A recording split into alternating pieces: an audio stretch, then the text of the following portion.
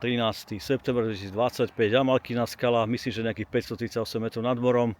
Predĺžený víkend vďaka Sedembolestnej Panne Márii, Sedembolestnej patronky Slovenska. Ja som vo Vyhniach s rodinou, aj so synom netradične. A tak toto je cesta smer Banská Štiavnica. No tie kopčeky, celé toto údolie je zaujímavé.